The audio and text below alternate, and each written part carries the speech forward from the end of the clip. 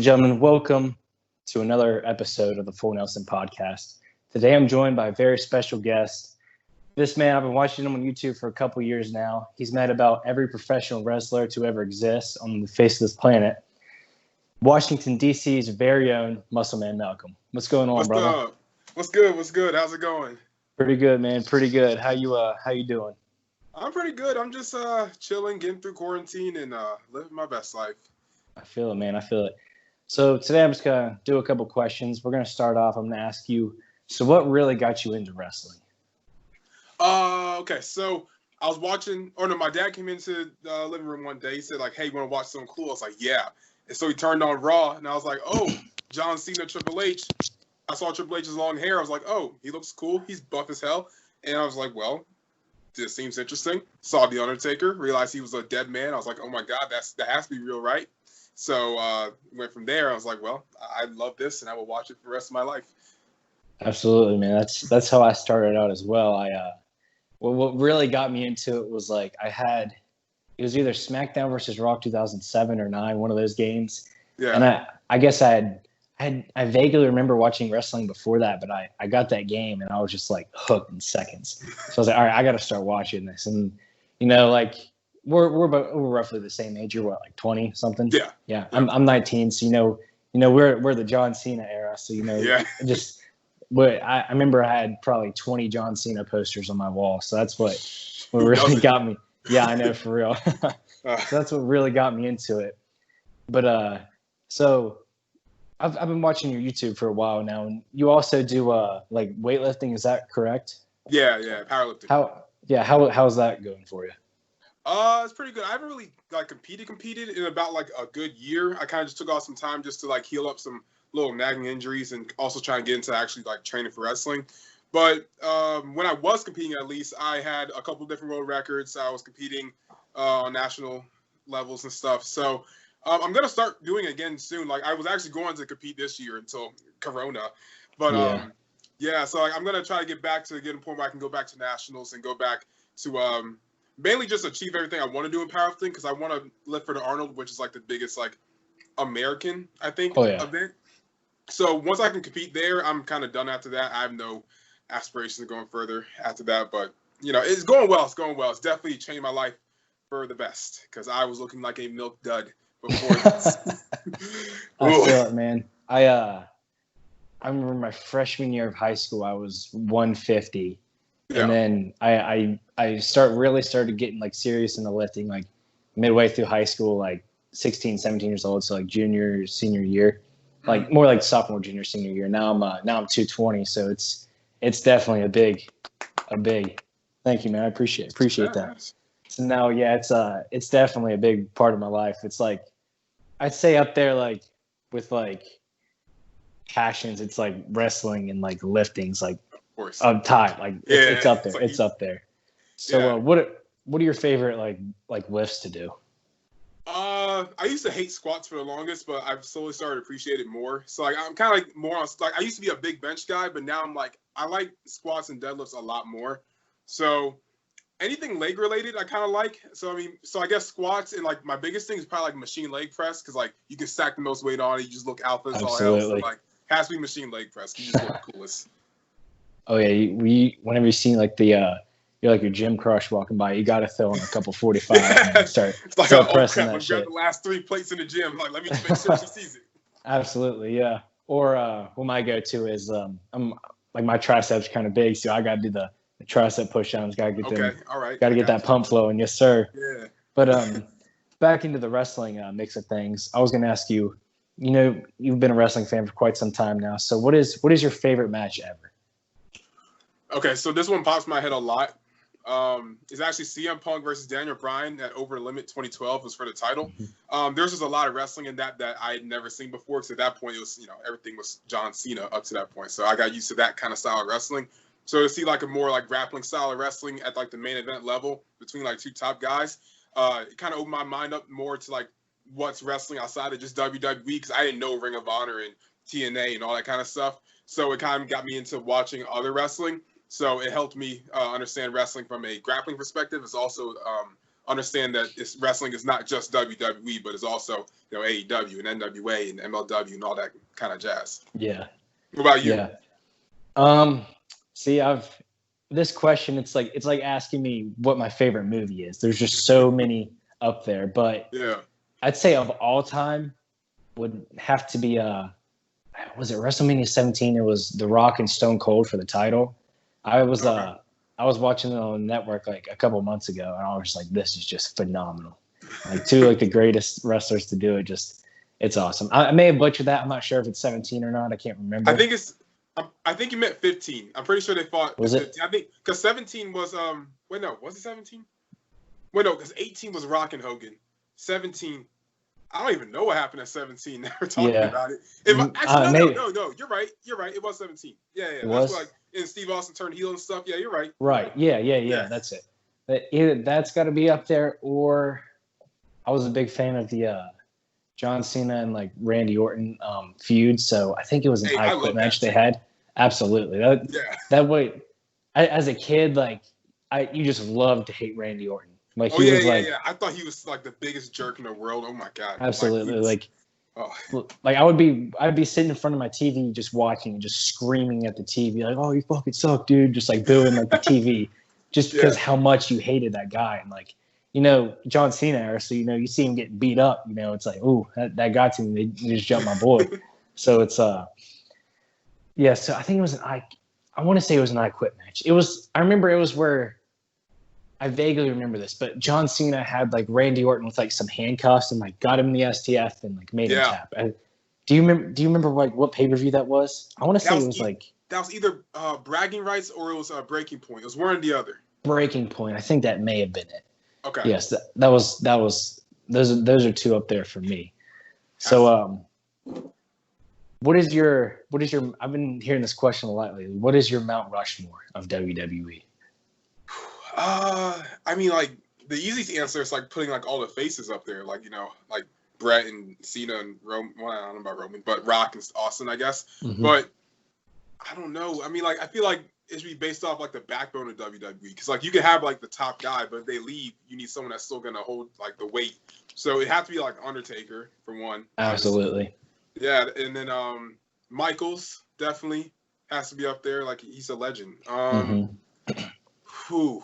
I'm trying to think of someone that's a little more modern day, like a little past Michaels. I want to say Brian. I don't know if he really belongs up there, but I think like he's good enough to like be in the conversation. Absolutely. If not him, then Punk, one or the other. Right. And Punk left early, so like I'll stick with Brian, and then Rusev. Yep. Just Rusev. Oh wow, Rusev. Yeah. Huh. Yep. That's. See, I'd say like everyone's typical like Rushmore is like Hogan and all that, but my personal opinion on Hogan, I'm just gonna talk about the wrestling wise, not the whole life story wise, just because you know what happened. You know what happened. I know what happened. We're not gonna say it. Racist. But in my opinion, he wasn't the greatest wrestler. He was just like popularity wise, like John Cena, I love him to death, but he's not as good of a wrestler as some say. So, but still, just like putting the company on the map wise, I'd have to say Cena, Michaels, Undertaker, Triple H. That's my four. I mean, yeah, that honestly, actually Triple H. I should have said Triple H. Throw Michaels out there and put in Stone Cold, in my opinion. Okay. That's Michael's so good though, but I don't know, just Stone Cold. You just gotta.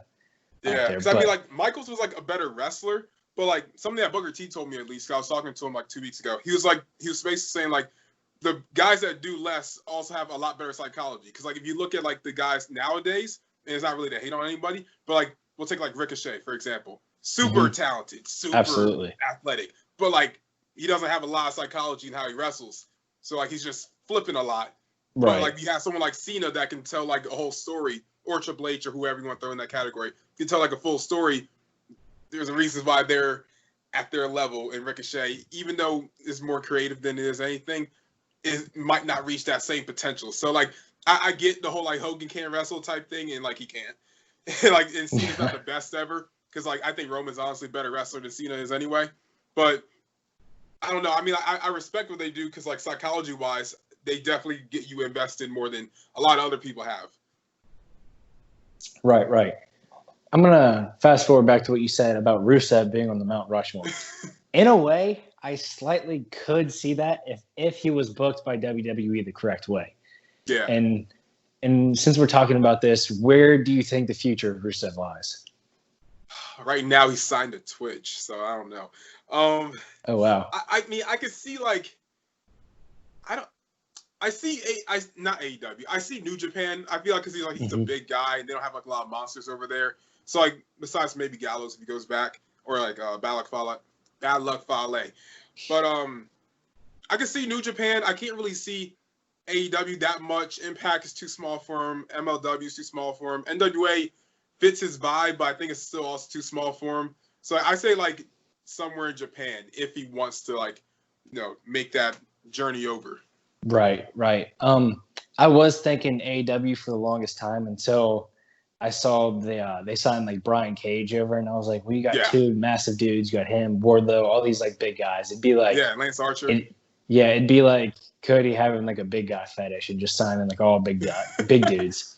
So like, and they just signed FTR, so it's like they're just signing all like WWE alumni. So like, although I'm kind of salty about this, they should have signed my boy Heath Slater. We're both from West Virginia, so I was kind of sad that Cody. He's great. Absolutely, I've been a fan of his for a while now, so I was kind of bummed out they didn't sign him. But like, I was going to talk about AEW real quick and just get away from WWE. In like terms of like performance wise and just like overall, I just think AEW is just like WWE.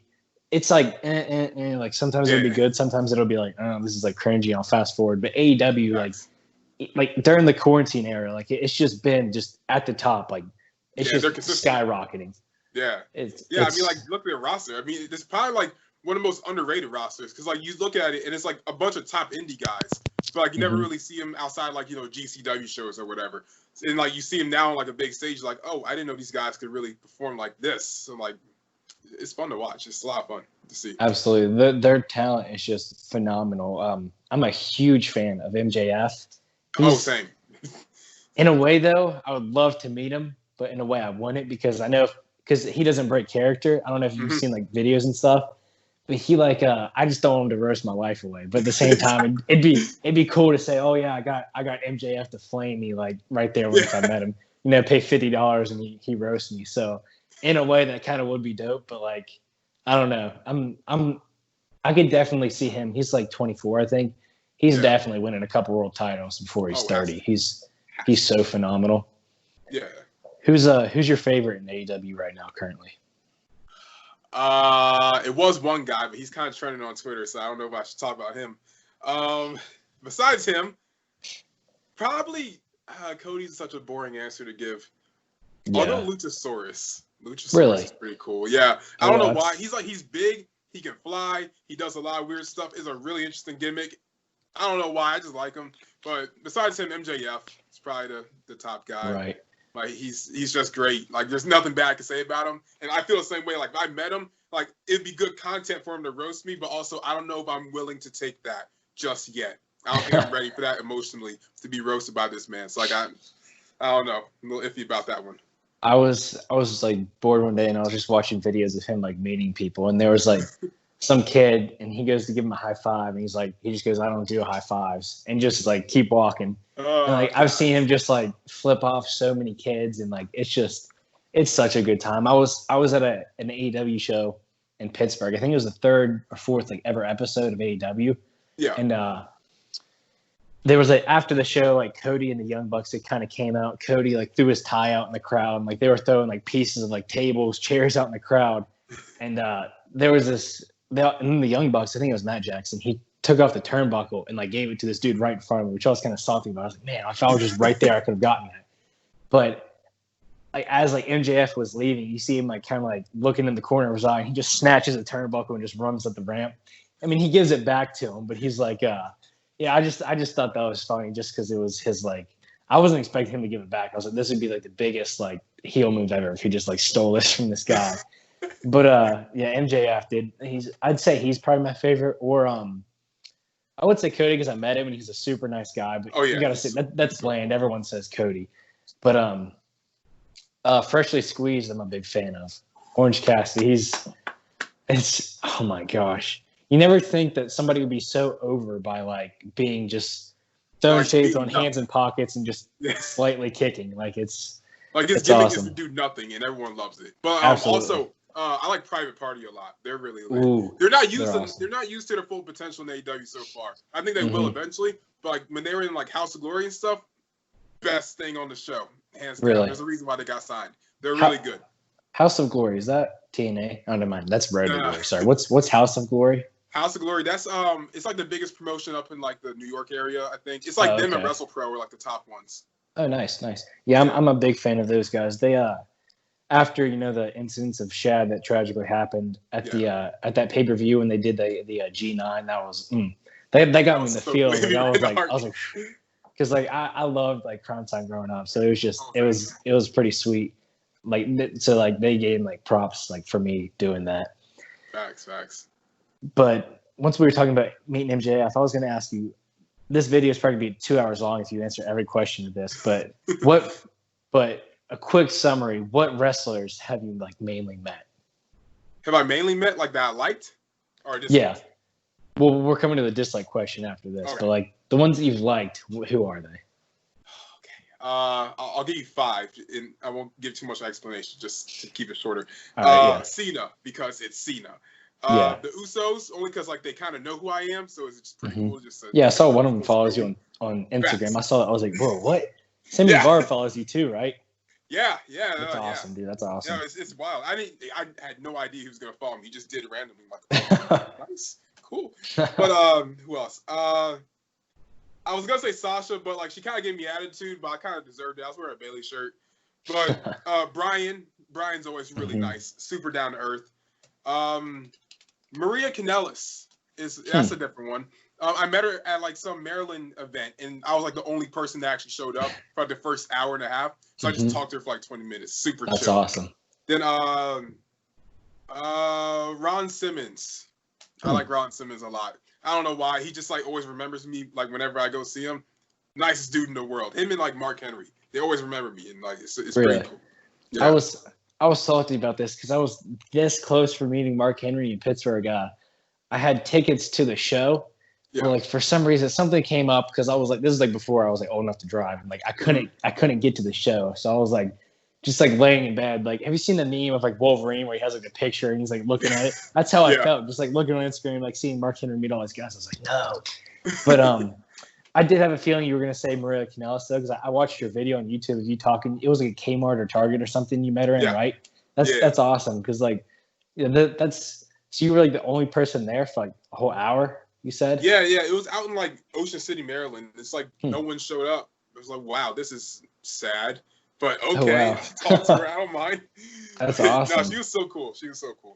I'm surprised she doesn't follow you on Instagram along with the bunch. Right, that's what I'm looking for. But her and Kelly. I want Kelly to follow me. That's the only thing I want out of life. My childhood crush right there, bro. She was so bad.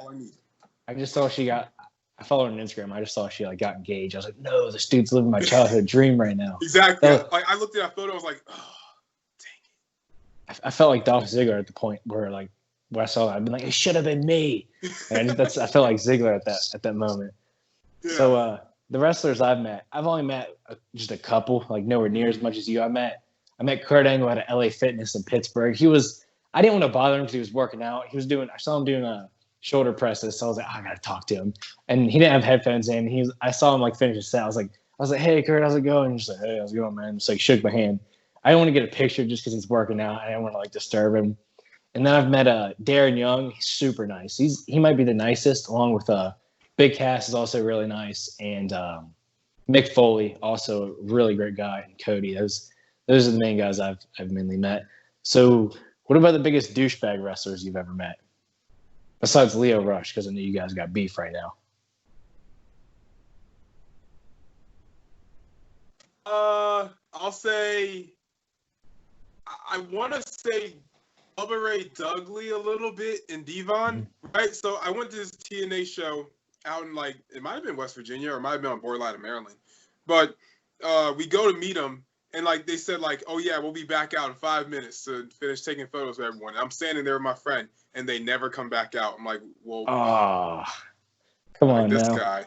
Then besides him, Ric Flair, I wouldn't call him a douche. He just didn't really say anything. He was too busy talking to like random women.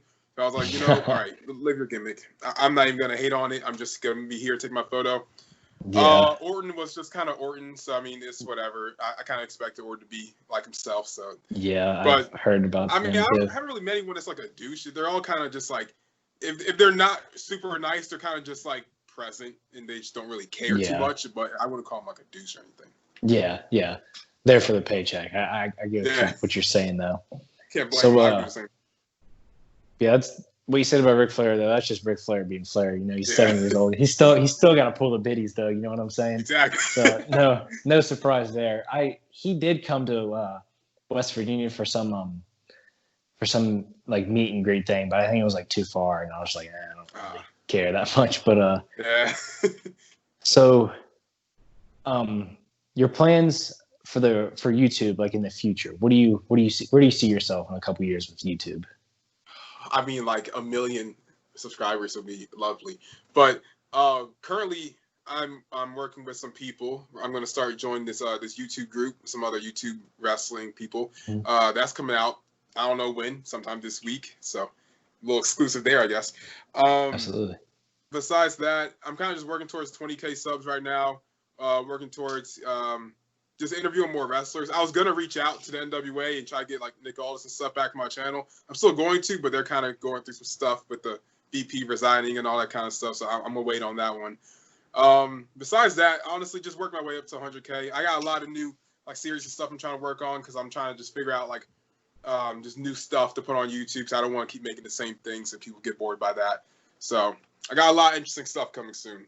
Absolutely. I'll put that like in the description or whatever, or like the title.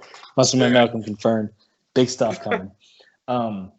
So like, what got you into YouTube? Like, what wanted you to make YouTube videos? Okay, so I was watching DGDX Animation. He's like this animating YouTube guy. He used to do like wrestling figures for like NYX Wrestling. That was like his thing, and I watched a lot of him and Grimm's Toy Show because I mean it's just Grimm. Everyone knows Grimm. Yeah, I grew up watching him in middle school. Yeah, of course. I mean, so did I. But I watched him enough. It got to the point where I was like, I'm not really doing too much right now. I just moved to DC. So I was like, I might as well. I didn't really like know a whole bunch of people. So I was like, this gives me something to do until I get to that point where I know a lot of people. So I just started doing like figure animations and stuff like that. Realized that got a little lame and just took too long to do. So then I started doing fitness, realized the views really aren't there for fitness like that, to be honest. So then I just went back to wrestling and then that kind of took off from there, collabed with some people and got my name out there. There you go, man. This is actually my second ever interview I've ever done. I have 2 more coming up, which I'm really looking forward to. It's Michael Tarver of the Nexus, and Carlito. So I've reached out to them. Okay, yes, sir. That's cool. It may cost a little bit of money, but hey, it's worth it. You know what? Who cares? Absolutely. I was a big fan of his growing up, but in middle school, like I want to say like 7th, 8th grade, I made videos on my mom's laptop that were just beyond cringy as hell. Like I was like, they were like, I would talk about just like sports and like mainly wrestling and stuff. And like I had like a Twitter account and I was in one of those things where it's like a Twitter, like wrestling, like YouTube feud with like other people. So like it was kind of cringy looking back on it, but Hey, we all had those moments. But I was actually, I don't know if you know who the VP show is. Well, Dropkick Podcast.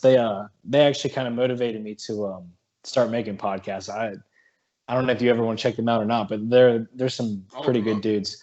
Yeah, it's dope because like I've been wanting to like do this for a while, but I was like, like how like when people.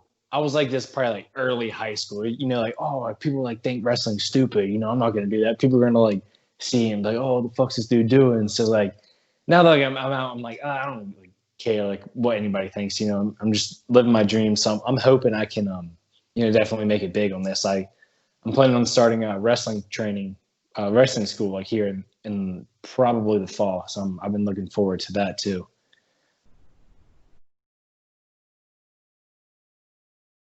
I know you're you've been like training in wrestling some. I've been seeing like on YouTube and Instagram and stuff. What is your future with that? Like, where do you plan on going from there? Okay, so right now I'm training with a local Maryland promotion, but I'm probably gonna shift away from them and actually move on to MCW, which is like a bigger promotion in this state, at least, or not this state, but in Maryland.